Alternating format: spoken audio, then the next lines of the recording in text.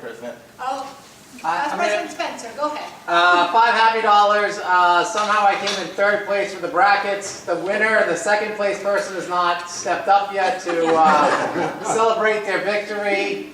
But I will put in for my third place because it was an automatic one. I did nothing but hit a button, and somehow I came in third place. But the winner is still out there. You would have won first and second place like I did. If you put the time and the effort into researching the teams to set up the correct prizes. I think you got it because you got 1 out of the final 4 correct. No one got it. No, you got UConn. You have UConn. UConn. Yeah, Right. 1 out That of the was final 4. it. But every single one of the brackets that we had, there were what, 15 brackets, 15 entries? Not one of them had the winner. No. Every one of the top picks was eliminated within the first week of the tournament. Yeah. We're helping you with your steps today. Yeah. Okay, now, we're going to do what, the big tickets now? Sure. Okay, so the weekly raffle items were donated by Blue tickets. Arlex Oil, Rotary Club of Lexington, Brixton Investments, Eagle Bank, and I think I covered them all, right? I think you did. All right, blue tickets. So, blue tickets, let's see. Last 3 numbers, 147. Step right up. First choice, 12 in spectacular practice. Hat, a glove, coffee teas, that's a great choice. Next ticket. 138. 138? 138? Wow. Lucky table.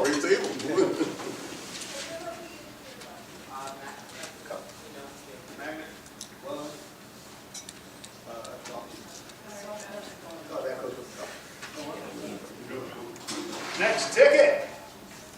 140. Wait a minute. Let's get down to here. That's not the first one. Are you 140?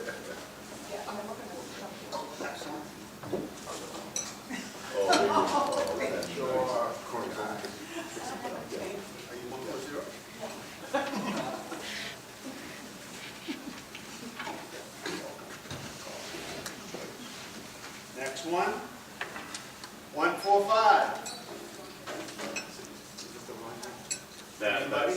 That's me, but brought another one. Fair enough. Number 3. 141. Oh, you get something for the road. Put in your suitcase. Thank you. Last but not least. 004. It's my every other. Go get your. You go and take it. Good for you. Okay, we're good? We're good.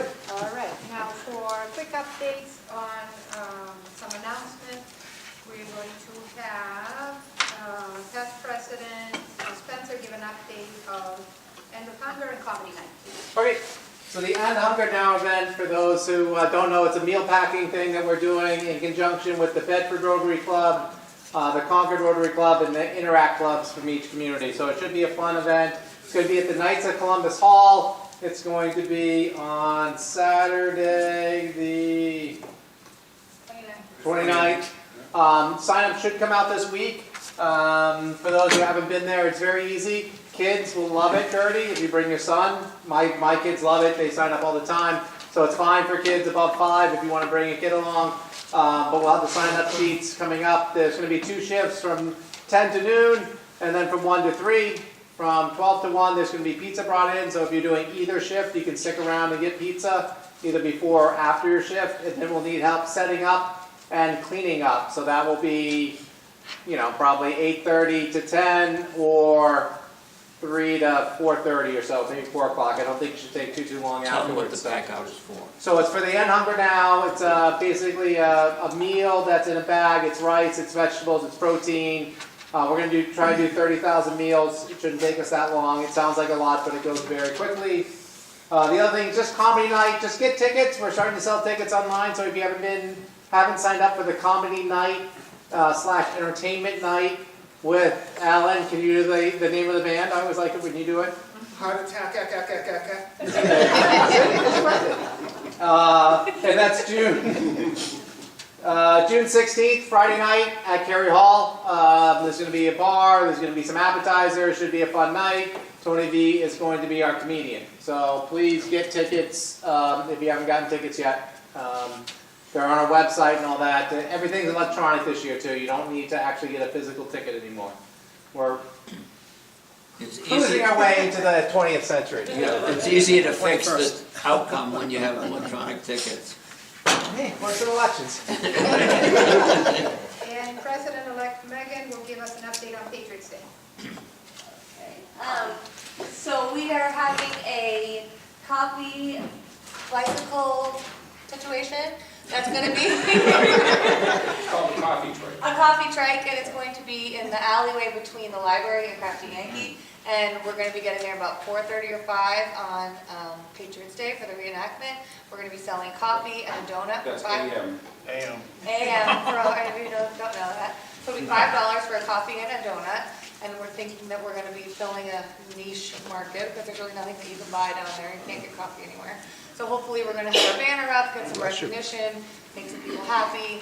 And anybody that would like to participate, we'd love to have as much showing as possible. Wear your turtlenecks under your Rotary shirts, you know, and your hat because it's always cold. And it'll be fun. And it's only till like 8 or 9, then you can go on your way. And we're not doing the hot dogs and hamburgers anymore, and we're not doing the table anymore. So this is the Patriots Day volunteer opportunity. So, thank you. And now, past President Jim Freeling will give an update on scholarships. Yeah, President Veronica. So we're on schedule May 22nd for the scholarship luncheon. They're trickling in, so we probably have about 9 or 10 scholarships from the 3 schools.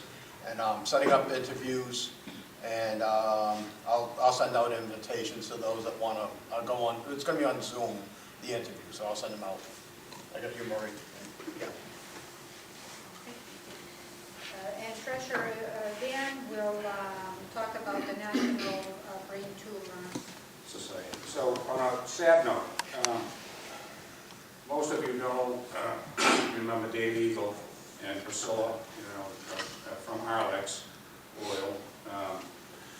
Dave was past president of the Rotary Club and extremely active with everything that Rotary did and a million other things in town. We've just learned that his daughter, Cindy, has an inoperable brain tumor, and she's 61 years old, and so is just started hospice care. So all of her friends are putting together a fundraiser through the Brain Tumor Society, National Brain Tumor Society. And they're going to raise funds during the Falmouth Road Race in August.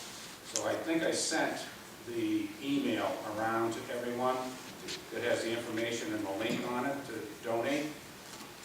Club, the board today approved a $500 donation, but they're trying to raise, X amount of dollars.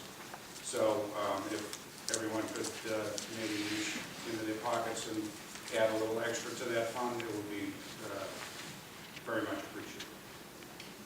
Thank you. Okay. And now, before introducing the speaker, I would like Rotary and Robert Sherman to come up, and we're going to exchange flags, only you're going to have to wait to receive our flag because we don't currently have one. Well, you know where I live. We aren't charging Brent yet, so we don't know how long he's going to stay.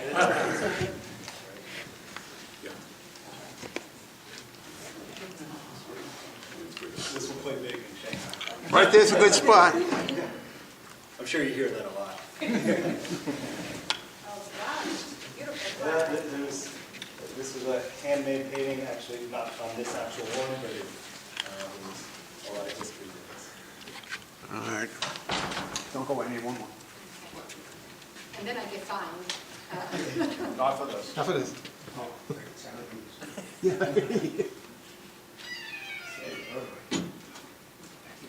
Okay, thank you.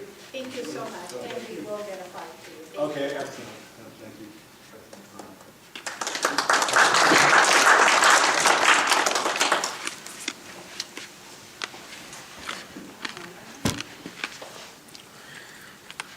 Now, Vice President Murray, would you like to introduce our guest speakers?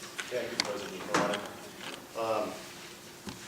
The way this thing started, by the way, a couple people were asking me when I was introducing our last speaker that I did, which was on March 13th, and that's the very day that all of a sudden I saw double vision. So when Koren showed up this morning, I said, I only asked for one speaker. But anyhow, I'm going to be under treatment. I had a central nervous system brain scan and all that. It's nothing beyond the eye, thank God. You found the brain? And they had a hard time. But they found it. So I'm going to be trying to finish this week Friday, and I hope that I'll be able to get rid of the patch soon enough. Meantime, I'm doing great. It's a good fashion statement. What did you say? I said it's a good fashion statement. It's really. We'll get a Rotary sticker. We have a wonderful speaker today, Koren, Stembridge. I'll introduce her in a sec. I just want to tell you about the speaker for the next time, which is going to be on the 24th of this month. And that's going to be John Livesey. Many of you know John. I'm sorry. It's going to be John Livesey. 24th? On the 24th, Dan. Yeah. Many, and I was going to say, I'm sorry, you can't hear me. So, Dan. John is the chief town engineer here, and he's going to speak on the town center revamping, how they did it, and everything like that. From the first time the idea was perceived and then discussed until he and his crew finally finished it. It's an amazing story, and I'm lucky enough, to know John and ask me. He's going to come speak with us. He's got a lot of interesting things. You're going to be amazed at how they did it, why it came out so well. According to many people, some people will never be happy, but that's the way it is. I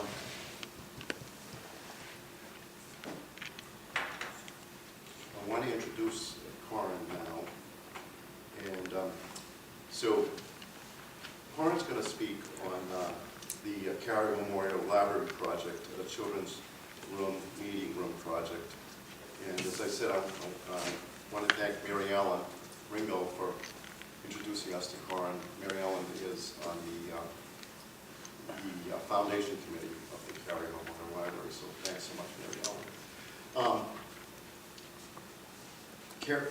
Koren's going to speak on the meeting room and the children's room, and she's also going to address any other important issues of the library, including future programs, funding, and other special events. Right, Koren? We've got to cover that now. No, I know you can do it. That's what you said to do. Koren has spent the past 30 years working in small, medium, and large public libraries, and she started her career as a teen librarian. She spent a number of years as a reference and internet services librarian, and has more than 19 years experience as a library director. Before coming to Lexington, Koren spent 6 years at the Boston Public Library, finishing her tenure there as Director of Partnerships and Communications.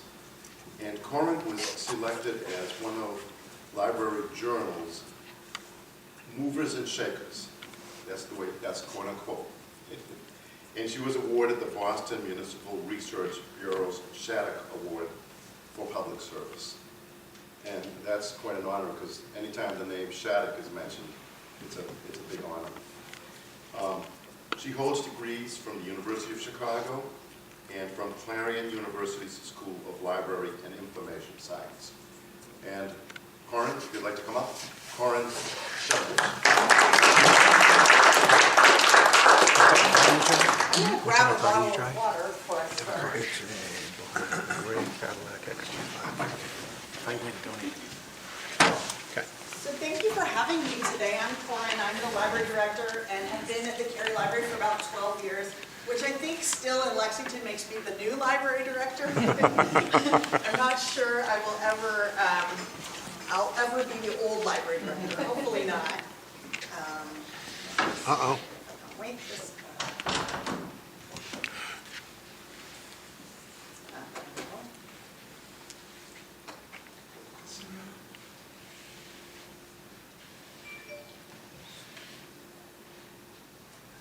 That's weird, I can't see my own screen, so Oh, really? We can see it. I can see it here, but not here. I can, but I don't think I can start my slideshow. Oh, is this remote? Um, Flip a slide. Ah, Did it change? it did, awesome, cool. I'll come talk from over there because I won't be able to see what I'm talking about. Over here. No, now, No? Not there yet. Proximity? oh, there we go, okay. I'll talk from right here. Like I said, I'm Koren from the library, and I'm here today to talk to you about the Children's Room project, which we refer to as CHIRP. We started this project about 3 years ago and had a pause due to COVID. But at the time, 2 years ago when we started, we had a contest in the Children's Room to name the bird. Does anybody have a guess what the name for the bird would be? Sure. That's a good guess. I was kind of hoping for that, but Birdie McBirdface was the winner. I was just going to say that. Were you? Were you? Birdie McBirdface. I think we might need to do that contest again. The Cary Library was last renovated, as many of you know who've been in Lexington a long time, with a huge community effort, starting in the late 90s, and then the building opened in 2004. And since 2004, we have grown our services, and some of the driving factors for the need for our renovation project now have to do with the use in the lower level, which is our children's room and our large meeting room. Between the 2004, when the building reopened in its current form, and now, children have read more than almost 6 million items. For those of you who feel like little young kids are always on devices, I can assure you that there's a lot of reading going on in town. And in fact, last year we had more books circulated than any year before for the youngest members of the community. We also, whoops, what happened? Am I hitting? Was that me? Oh, you got it here. Ah, perfect. Yeah. Um, I was trying to, no, she didn't expand it. There you go. There we go. All right.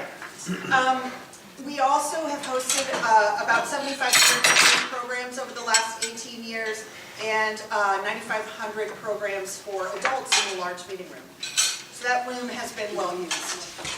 We have a lot of private project drivers that started us talking about this project in about 2018. The big ones have to do with safety. Unfortunately, in the day and age that we live in, we think about public buildings differently than we did back in the late 90s when this building was designed. And we have some really problematic areas in our children's room that our staff cannot see. So we're looking to change that. We also know that we've come a long way with accessibility. While the library certainly adheres to the Americans with Disabilities Act, the letter of the law, we have students every week in from lab and coding programs, many of them with mobility issues, and we've watched those kids navigating our space. We need to renovate the space so that it works better for them. We've also outgrown our story time room. It was designed for an earlier time when only a few kids came, and now we're regularly having 100 kids show up for most of our children's programs, so we're looking to reconfigure that space. We've grown our staff from a staff of 6 to a staff of 10 working on youth services. And our overall numbers, our overall data, are that about half of the library services is services to children and teens. And then finally, we need our large meeting room renovated. It was designed originally for a lecture format to seat 90 people, but now we do science programming, cooking programming, making programming, and we really need that room to function a little bit more more as a chameleon for all the different things that we needed to do. And then there was an additional driver added last year when we found out that we needed to attend to some HVAC needs in the building. So a brief history of the project. In 2019, we were at town meeting asking for $100,000 for a feasibility study, which we received. We started the work of the feasibility study in the fall of 2019, hired a space consultant, did all these community engagement events. And in fact, our big family community engagement event was the Saturday before we shut down for COVID. And so then COVID happened, and like a lot of businesses, we had a pause in our action and weren't able to pick back up with our planning for this project until 2022, at which time we did another round of engagement, particularly with parents, children, and CPAC SEPTA, Lex Fun, lots of different groups working to kind of check in with people post-pandemic to make sure that what we learned before the pandemic still held true. And if anything, the value of books and spaces for reading after all of the screen time during the pandemic was even more important to families. In the wintertime, we completed that project and we started in the town budget process last fall, but we did not end up advancing any piece of this project in this the town meeting that's currently in process because of concerns about how to handle our HVAC needs as part of this project. Where we've ended is that the cost of renovating the full library HVAC system is prohibitive at this time with all the other capital needs that the town has, like the high school. So we've decided that we will tackle our lower level. So we will take the lower level of our HVAC system will be replaced as part of this project. We'll move from a fossil fuel system to a green system on the lower level. And a few years down the line, past the high school, we hope, we'll do the rest of the library. So moving forward, in order to request construction funds at next town meeting a year from now, the library made the choice to use some of its endowment funds to continue the planning process. So the Library Board of Trustees is committed to this project and has decided to kind of front the money that they're giving from the endowment to this project to this phase of the project so that we can keep moving. We have a preliminary design and we'll be sharing that with the community in the next month, over the next 2 months. Will be a discovery day with floor plans so that we can gather one last round of feedback from the community before we kind of firm up the design in order to be part of the budget process next year. We'll also have a meeting with the architect on May 30th in the evening where people, and that'll be in person and virtual, so you'll be able to tune in and we'll record that meeting so that people can see the architect's plans for the spaces. And our current timeline, again, is to submit next year at town meeting, and fingers crossed we would be under construction in the fall of 2024. Now, the way that we'll fund this project, this is the scary part I hate talking about, as citizens are facing so many capital needs in town. But the library is planning, thanks to the good fortune of having an endowment to help us with these types of needs, and also the good fortune to have a library foundation that will be doing a fundraising campaign to help raise private funds for this project. We hope to raise in the neighborhood of $1.5 million from those two sources to be able to offset the cost of this project. We believe being part of a public-private project with the community and with the town makes sense for us, and we think that this is an important use to show you how much the library believes in this project and feels there's a need for it. The Department of Public Facilities has a little bit of money for a past HVAC repair that they decided not to do, and will be able to apply to this project. And then we'll be asking the town for somewhere between $4.5 and $5 million next year. Hopefully, at least part of the project will qualify for CPA funds, and the remainder will be requested from the town to.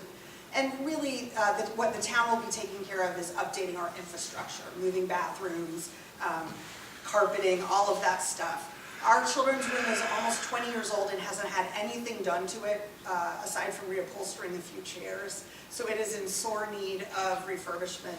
So the rest of the funding will go to that. And that's the sum total of our children's room project and large meeting room project. I appreciate the opportunity to bring it to your attention. We're trying to make the rounds so that the community isn't surprised next year when we're requesting these funds. The library continues to provide all kinds of programs in person and virtually, and we're just happy to serve such a great community. We were recently selected as one of Library Journal's star libraries, the first time that that's happened for us in our history. One of 20 libraries in Massachusetts selected for the honor. And they say that a great community deserves a great library, and I think that, that the effort of the Cary Library, now 154 years old, is definitely a community passion project, and it's the reason that we have the library we have today. And I'm happy to take any questions. Are you going to let me off easily? Great. Okay. Thank you. Thank you. Can I hop in for one plug? Yeah. So as part of the raising the $750,000, the foundation is going to be having a gala next April 6th, and we'll be looking for corporate sponsors for our gala. So I'm sure you will be hearing from Veronica, who's on our foundation, and others of us that we're looking to seek support, and there'll be lots of recognition benefits at our gala. We had one in 2019 for 500 people, and it sold out within 2 weeks. So make sure you get your tickets early. Lots of fun. Yeah, Koren, the question I have for you, or Mary Ellen, is this is a lot of work. By when do you think this whole thing, this project that you're planning for, by what year do you think it's going to be done? So we're hoping that we will be able to begin construction in September of 2024, and we'd like to be reopened in time for Patriots Day and the 250th anniversary of the battle in 2025. It's a lot of work, you're right. Mary Ellen, I want you to come up too, because Mary Ellen is the executive director of the Cary Memorial Library Foundation, and this woman worked so hard, and she put so much into raising money and keeping us all. It's it's a working board, I have to say. Veronica's at work, and Megan's going to be joining us and helping with the foundation. Welcome. So, You got that, Alan? I got it. Okay. Koren and Mary Ellen wrote, in appreciation of your presentation to the Rotary Club of Lexington, a donation will be made to Rotary International and Polio Now campaign to vaccinate 40 children against the polio virus as part of Rotary's global effort to eradicate polio in the world. Oh, that's wonderful.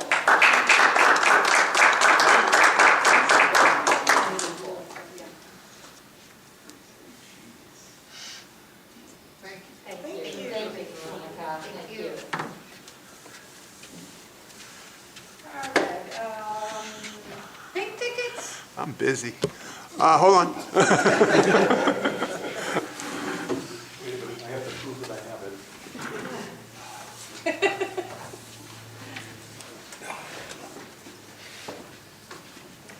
It is Tickets. 634.